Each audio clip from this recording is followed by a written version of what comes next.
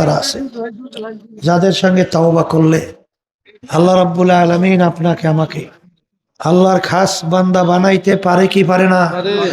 কথা বলে না, পারে কি পারে না? পর্দার আড়ালের মা বোনরা যারা আছেন তারাও নিয়ত করেন, এই আমরা মুমিনদের সাথে তাওবা করতেছি, আল্লাহ আপনাদের নিয়তকে কবুল করবেন। তবে একটা কথা, আমরা এখানে যারা আছি সবার কিন্তু মন চায় গুনার থেকে ফিরবে, নেকের কাজ করবে, ইমানকে নির্ভেজাল মজবুত করবে, চোখে পানি কলম নরম করে কবরে যাবে। মন চায় কি চায় না?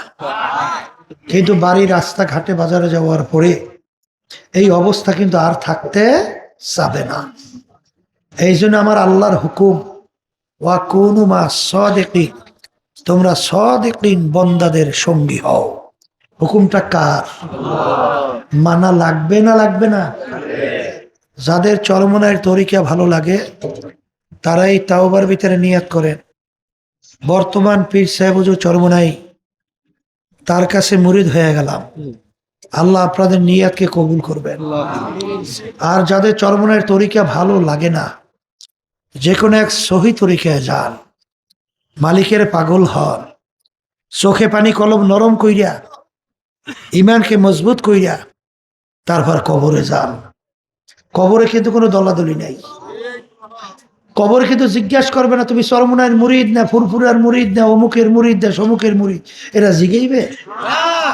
দল ফল বুঝি না তো। ডাক্তারের কাছে যাই কেন? রোগ ভালো হওয়ার জন্যে।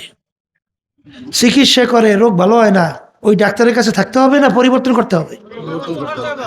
আব্বাজান বলতেন চরমনাইতে যারা আসেন, যদি দিনের দিন দেল নাকে ঝোঁকে না ঝোঁকে, ইমান নির্ভেজাল মজবুত না হয়, এই চোখে পানি না আসে, কলম নরম না হয়, চরমনাই এসে লাভ নাই, অন্য জায়গায় যান।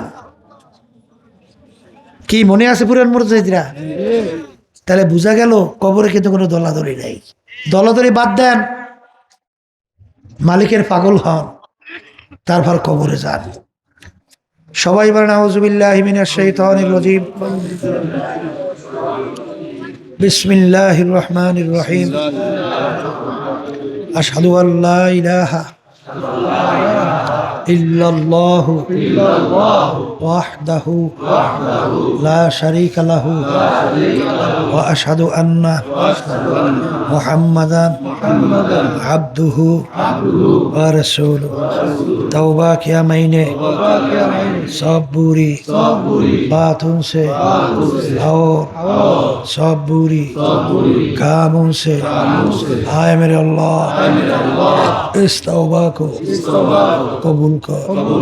और बयात किया मैंने ऊपर तरीक़ा चिश्तिया साबरिया क़दरिया नक्शबंदिया मुजद्दिदिया के ऊपर हार वकील सैयद मोहम्मद रिज़ाउल करीम के खलीफा मरहूम हजरत मौलाना सैयद मोहम्मद फजलुल करीम साहिब के आए मेरे अल्लाह इस तरीक़ा की नेमतों मेरे नसीब का और जमात में रसूलुल्लाह सल्लल्लाहु अलैहि वसल्लम के मेरे हशर का आमीन।